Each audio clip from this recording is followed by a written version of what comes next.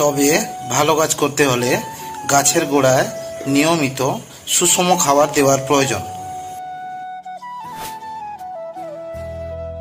যেমন মিশ্র জৈব সার।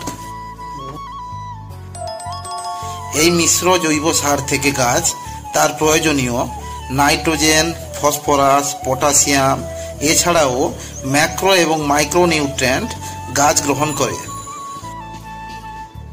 জৈব সার ব্যবহার করলে ফুল ও ফলের গুণগত মান সেটা অনেক ভালো হয় এবং ফলের মিষ্টতা খুব বেশি হয়। আজকের ভিডিওতে দেখাবো আপনারা মিশ্র জৈব সার বাড়িতে কিভাবে বানাবেন।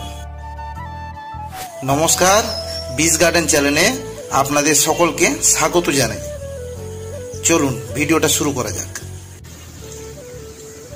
আমি এখানে নিয়েছি 5 কেজি পরিমাণ ভার্মি কম্পোস্ট। আপনাদের প্রয়োজন মতো নিয়ে নেবেন। পরিমাণটা হবে যতটা পরিমাণ ভার্মি কম্পোস্ট ইউজ করবেন ঠিক ততটা পরিমাণ জৈব সার ইউজ হবে। আমি এখানে নিয়েছি 5 কেজি পরিমাণ ভার্মি কম্পোস্ট, প্রায় 2.5 কেজি পরিমাণ নিয়েছি হাড়ের গুঁড়ো,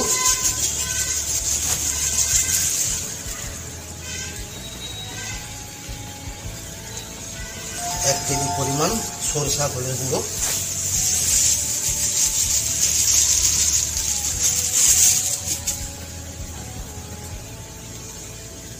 শিম কুচি নিচ্ছি এখানে 500 গ্রাম,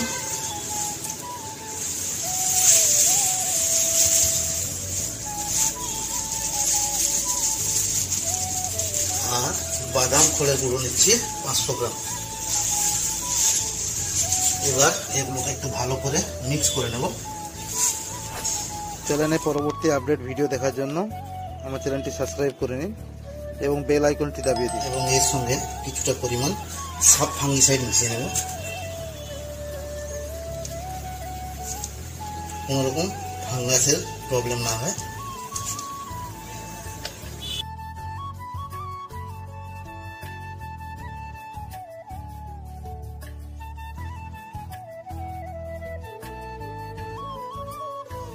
এবার এতে অল্প জলে স্প্রে করে দেবো এবং একটা এয়ার টাইট পাত্রে আমরা এটাকে স্টোর করব।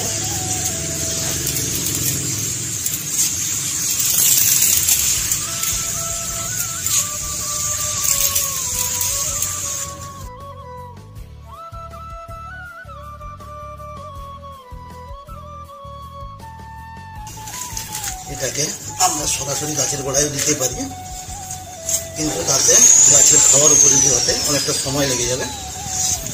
তার জন্য এটাকে 1 থেকে 1.5 মাসের জন্য স্টোর করে রেখে দেবো।